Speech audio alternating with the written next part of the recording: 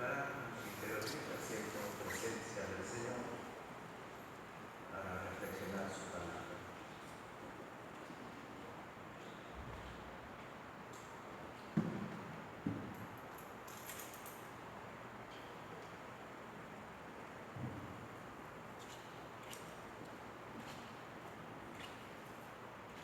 Ven Espíritu Santo, llena los corazones de tus fieles, tú que ya has venido para hacernos fieles. Ven ahora para hacernos dichosos, tú que has venido para que con tu ayuda pudiésemos gloriarnos en la esperanza de la gloria de los hijos de Dios. Ven de nuevo para que podamos gloriarnos también de su posesión. A ti te toca confirmar, consolidar, perfeccionar y llevar a cumplimiento. El Padre nos ha criado, el Hijo nos ha redimido. Cumple pues lo que a ti toca. Ven a introducirnos en toda la verdad, al gozo del sumo bien, a la visión del Padre, a la abundancia de todas las delicias, al gozo de los gozos. Amén.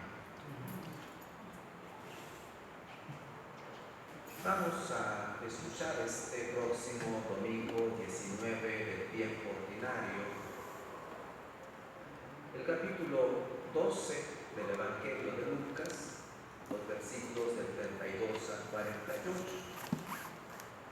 Continuamos en este viaje a Jerusalén que ha dado inicio a partir del capítulo 9 y las ideas centrales del fragmento que vamos a escuchar, podemos decir, por una parte es la solicitud que Dios tiene hacia nosotros. En segundo lugar, la invitación a la vigilancia y a la fidelidad. Y nos va a ofrecer una serie de parábolas que precisamente quieren invitarnos a tomar esta conciencia.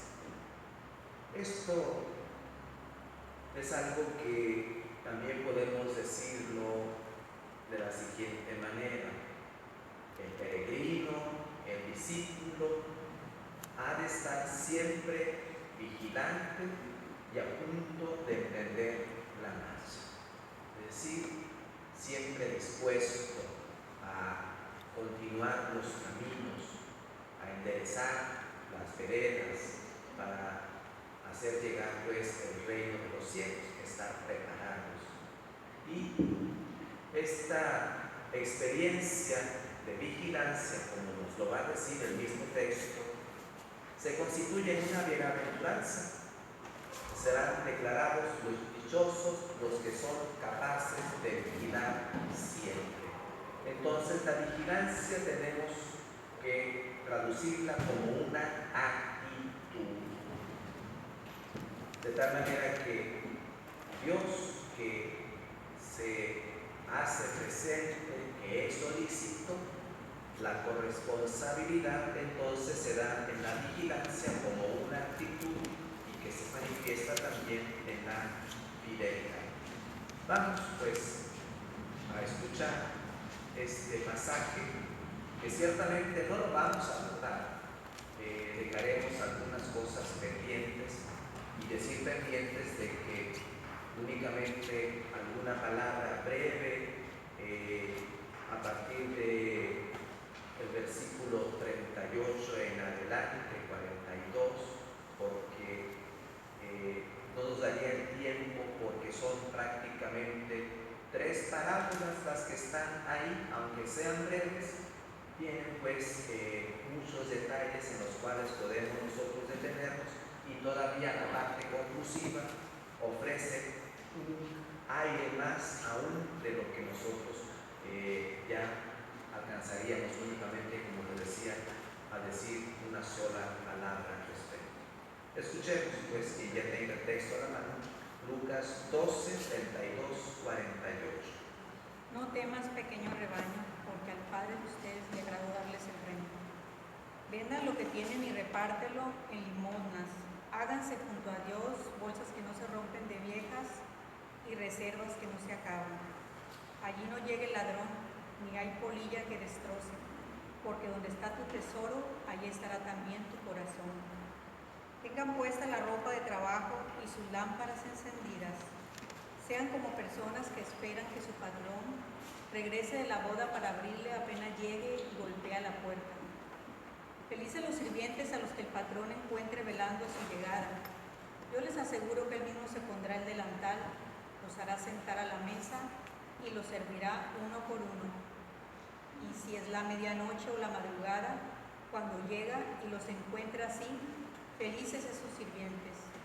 Si el dueño de casa supiera a qué hora va a llegar el ladrón, ustedes entienden que se mantendría despierto y no lo dejaría romper el muro.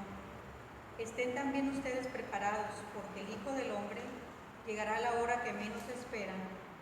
Pedro preguntó: Señor, ¿esta parábola que has contado es solo para nosotros o es para todos? El Señor contestó: Imagínense a un administrador digno de confianza y capaz.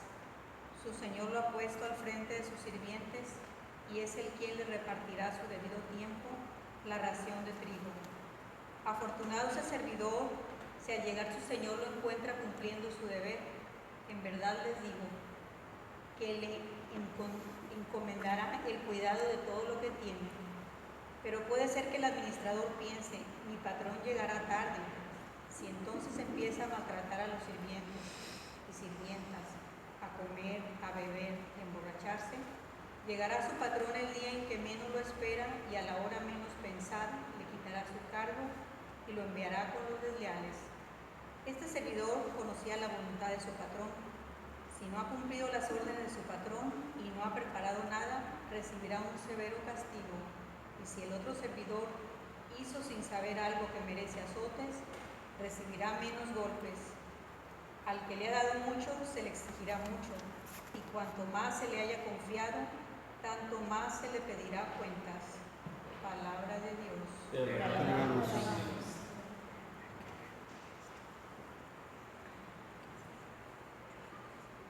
Un marco de preparación para este pasaje se evocará la estancia de Israel en Egipto. Ahí encontramos de una manera privilegiada la figura de José, aquel que fue vendido por sus hermanos y que fue elevado a ser el número 2 del imperio de Faraón. Era el responsable de la distribución de la comida a todos los que eran pues confiados bajo su cuidado. No se dejó llevar por la tentación del odio contra aquellos que lo injuriaron, tanto sus hermanos como dentro de su propia historia en Egipto. Y precisamente aquí vemos lo que dentro del mismo pasaje que hemos escuchado hay una alusión a no embriagarse, que también recae en lo que llamamos todo lo que conlleva el aburrimiento, el fastidio, que lleva precisamente a la embriaguez, y no tendríamos que pensar únicamente en el sentido de una embriaguez con el alcohol, sino la embriaguez de la mente, cuando se empieza a odiar a los demás, a golpear a los demás, como dice la página evangélica que hemos escuchado.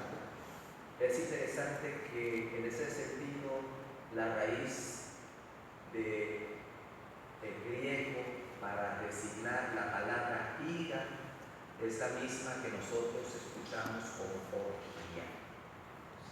Es decir, se pierde totalmente la serenidad del corazón y este comienza entonces a hacer toda una serie de depravaciones pasiones, que va precisamente con esa serie de actitudes. Por eso, al referirnos en el texto a embriagarse, es precisamente ese llevar a la exaltación, la vanagloria, la pretensión, el orgullo, la vanidad, etc., la soberbia de estar pues por encima de los demás.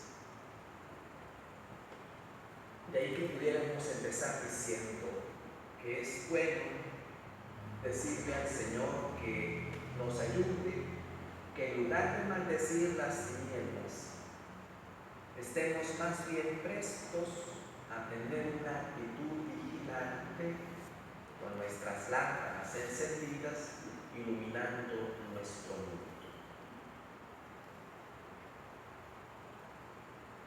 El domingo anterior se nos decía precisamente que las riquezas no son capaces de comprar nuestra vida. Hoy podemos decir, poner el énfasis en el versículo 40. Estén preparados, porque en el momento que no piensen, vendrá el Hijo del Hombre.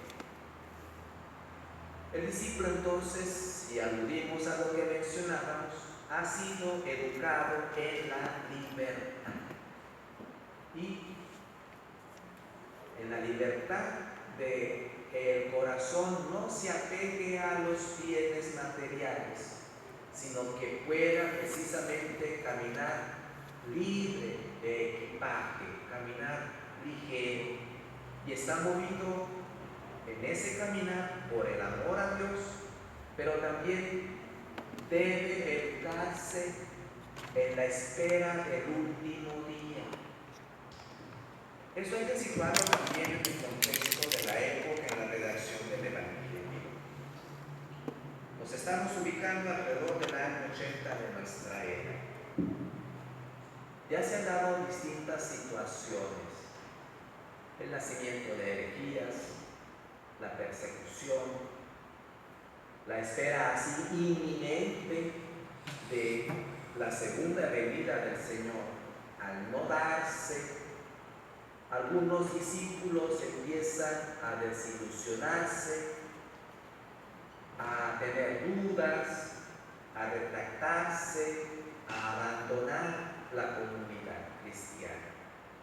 De ahí entonces que precisamente hay una alusión que no se sabe el día y la hora.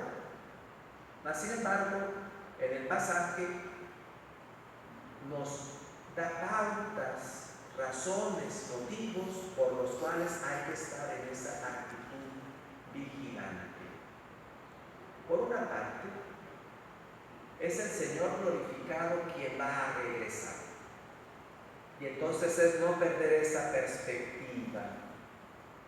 El Señor vendrá de nuevo y vendrá en su gloria. Y con Él entonces le acompañará lo que es no únicamente su gloria, sino la perfecta soberanía de Dios. Es decir, la instauración definitiva del reino de Dios.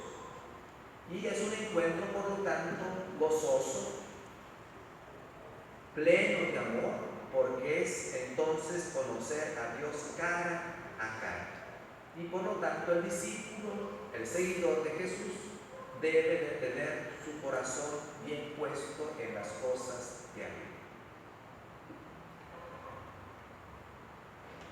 Pero para que esto se dé, en alusión a lo que mencionábamos, de lo que acontecía en aquella época, podemos también nosotros aludirlo en distintas circunstancias. Vamos a una pregunta que está en el Salmo 42, versículo 4, y que precisamente es una experiencia que se vivió, se vive y se seguirá viviendo hasta la llegada del Señor. El problema está en ese mientras tanto. Ya vino una vez en la carne. La segunda venida es el advenimiento glorioso. Y entonces se hace notar a lo largo de nuestro pasaje que vamos a reflexionar, todo lo que se refiere a la ausencia, en este caso, del patrón según la parábola. Una constante en la vida de fe es la sensación del escondimiento o de la aparente ausencia del Señor en nuestras vidas. Y eso constituye ya de por sí una prueba muy grande para el discípulo. Estamos en una circunstancia todavía más desafiante que aquella que vivieron los mismos discípulos, porque ellos constataban las realidades que nosotros escuchamos en las páginas evangélicas. Nosotros debemos confiarnos en lo que está escrito en los evangelios. Nosotros no tuvimos un contacto con Jesús de Nazaret, ni la experiencia directa con el Cristo glorioso resucitado. Y entonces es la prueba del discípulo. Y es como si reviviera entonces un dolor interno que suscita esa pregunta. ¿Qué nos dice el versículo 4 del Salmo 42? Lágrimas. Ánimo. Lágrimas son mi pan de noche y día. Cuando oigo que me dicen sin cesar, ¿dónde quedó su Dios? ¿Dónde está tu Dios? ¿Dónde está tu Dios? Cuando miramos alrededor y podemos percibir en nuestra sociedad la decadencia de valores, cuando vemos tantas cosas negativas, cuando se suscita o se cuestiona inclusive el sentido de la vida en relación a esa experiencia de fe, ¿dónde está tu Dios? Cuando palpamos la violencia, la guerra, las injusticias, cuando llegan las enfermedades incurables, cuando se suscita la división en la familia, como aludíamos la ocasión pasada, por la malicia, cuando se cometen injusticias, cuando falta lo necesario para una vida digna, ¿dónde está Dios? O cuando los señores del mundo parecen ser otros, decimos que el señorío, la gloria y el poder son de nuestro Dios, pero sin embargo nos damos cuenta que otras fuerzas intervienen y toman decisiones inclusive sobre nuestras vidas, de cómo debemos de comportarnos, o bien las cargas que se nos imponen, o cómo se va orientando el mundo según las ideologías, o frente a fuerzas tan evidentes desde nuestra propia experiencia que nos hacen constatar nuestra propia debilidad, nuestra fragilidad, que por más que luchamos no salimos de donde estamos. ¿Dónde está Dios? Desde ahí nosotros podemos entonces tratar de percibir la importancia de este pasaje para no tomarlo únicamente así a la ligera, sino darnos cuenta que estamos precisamente en ese ínter entre la primera llegada y la segunda. Y como referíamos también en la ocasión pasada, siguiendo el salmo que era proclamado en la liturgia, 1000 años en la presencia del Señor son como un ayer que pasó. Entonces, 1000 años es un ayer en el Señor. 2000 años no significa entonces nada. No olvidemos que en Dios no existe ni el pasado ni el futuro. Dios es el eterno presente. Entonces el camino es largo. De ahí de no perder entonces nuestra conciencia de que somos peregrinos. Nuestra ruta es hacia el reino definitivo y es posible que nos lleguemos a encontrar a veces esas alicientes para seguir, otras veces estaremos en la tibieza espiritual o tendremos el riesgo de sentirnos cansados, pero el paso debe de ser progresivo y es lo que nosotros tenemos como referencia principal. En la ausencia, y era lo que aludía al principio de lo que significa orgía, de la perversión o embotar nuestra mente, emborracharnos y entonces perder los estribos y empezar a hacer cosas que nos distancian del reino. Aún así, cuando hay conciencia y se retoma el camino o en medio de la tribulación se está en lucha, es lo que tenemos que decir. Eso es lo importante. Estar en lucha. No hablamos de discípulos perfectos, sino de aquellos que están en lucha, que están en camino. De ahí lo que mencionábamos. Es una actitud la que debe de prevalecer.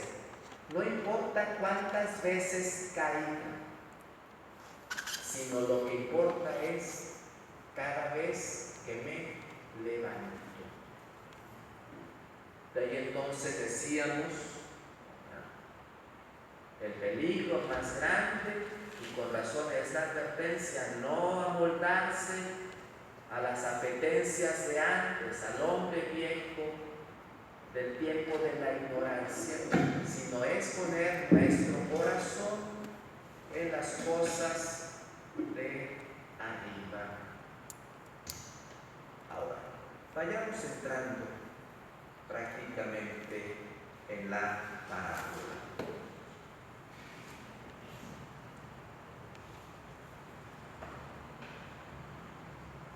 Se nos brinda una enseñanza fundamental, esencial, con un doble mandato en el versículo 35. Escuchemos cuál es ese doble mandato que nos dice.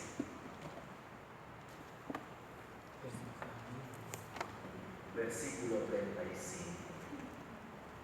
Tengan puesta la ropa de trabajo y sus lámparas encendidas. Sean como personas que esperan que su patrón regrese de la boda para abrirle apenas llegue y golpee a la puerta. Entonces es estar con la túnica ceñida y las lámparas encendidas. Luego nos ofrece la parábola del patrón que va a volver de una fiesta de bodas a partir del versículo 36 y después la parábola del ladrón del versículo 39 al 40, que prácticamente sería lo que alcanzaríamos en cierta manera a contemplar. Si alcanzamos un poquito, vemos parte de los siguientes versículos que hemos escuchado. Las parábolas se complementan mutuamente y la introduce precisamente este versículo 35, estar con las túnicas ceñidas y las lámparas encendidas. Son dos imágenes importantes que es conveniente recordar. La primera es una que era muy propia en la época y que nosotros pudiéramos traducirla como: anden siempre con ropa de trabajo, porque en aquella época la utilización de túnicas era muy común, inclusive por los jornaleros. No sé si han visto imágenes de la antigüedad donde los pastores o algunos que están en la agricultura se les ve con una túnica corta pero como bombacha. Pues es precisamente el de ceñirse, era levantarse la túnica y ceñirla para poder tener la facilidad, ya sea para caminar, correr, etcétera, tener, es decir, la destreza necesaria con la libertad pues del movimiento de las piernas. La túnica era, cuando estaba suelta, señal de descanso, de estar en casa, de estar cómodamente. De ahí que tenemos una alusión en ese sentido a lo que es la indicación del momento de la Pascua, según nos narra el libro del Éxodo, en el capítulo 12, versículo 11. Ceñidas sus cinturas, calzados sus pies y el bastón en su mano, porque es la noche en que el Señor va a pasar, es la Pascua. Entonces hay que estar, por lo tanto, preparados. La imagen entonces, con la cintura ceñida, significa, decíamos, aludiendo pues a tratar de contextualizar, de estar con ropa de trabajo, significa al mismo tiempo el de estar disponible para el servicio, así como en la antigüedad aquellos que realizaban todos estos oficios serviles, era la manera en que realizaban pues sus faenas, es estar siempre disponibles para el servicio. Luego tenemos la imagen de las lámparas encendidas, que literalmente la traducción sería las lámparas ardiendo. Y hay un paralelo del Evangelio de Mateo que nos habla de aquellas vírgenes, las prudentes y las que olvidaron llevar aceite suficiente.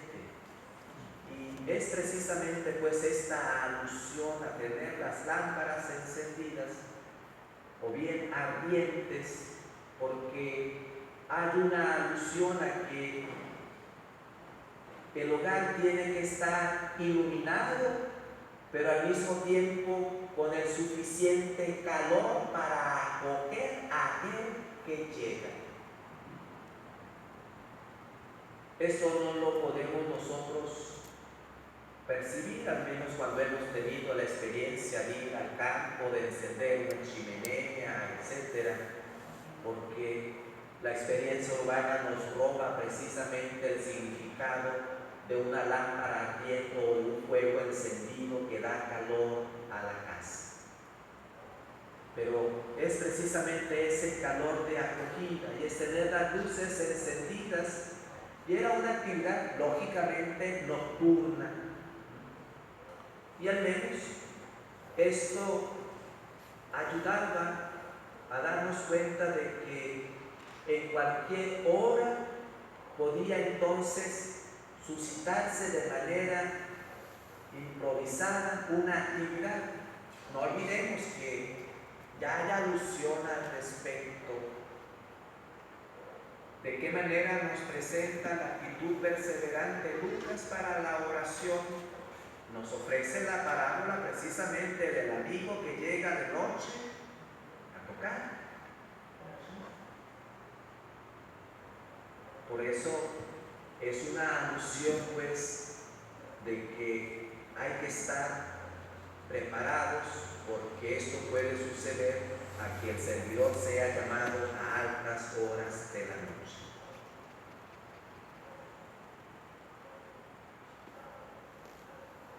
O bien, el llamado puede ser distinto.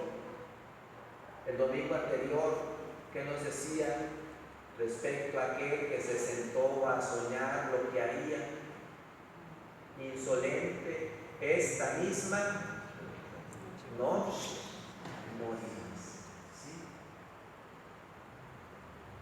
O tenemos alusiones positivas. En el mismo Evangelio de Lucas, en el capítulo 2, nos dice respecto a la profetisa Ana: no se apartaba del templo ni de día ni de noche, en una actitud de espera del Mesías. Entonces, es esta alusión asociada pues a la prolongación del trabajo. El siervo no descansa, y aunque le sobrevenga el cansancio, la lámpara debe de estar siempre encendida, no puede bajar la guardia. O decirlo así, con un ojo al gato y al otro al garabato, como lo decimos muy coloquialmente. Esto pues decíamos, nos introduce precisamente a las parábolas que profundizan precisamente esta recomendación que da Jesús de estar con la cintura ceñida y la lámpara encendida, es decir, prontos al servicio, vigilantes en todo momento. ¿Por qué? Porque no se sabe el momento. Y recuerden que en alusión a lo que decíamos precisamente, la parábola nos dice de la llegada del Señor en la noche. Mas sin embargo, no se sabe la hora de la llegada del Señor. La parábola nos va a describir el tiempo mediante el cual está la disposición para el trabajo de parte de los servidores. El tiempo de la llegada del patrón y la recompensa de los servidores. Y es interesante que hable aquí de recompensa, porque precisamente cuando Jesús habla del mal administrador, alude también a que el siervo no hace nada de extraordinario, sino que es un siervo inútil, hizo únicamente lo que tenía que hacer y que por lo tanto no merece recompensa. Pero aquí sí nos habla de una recompensa.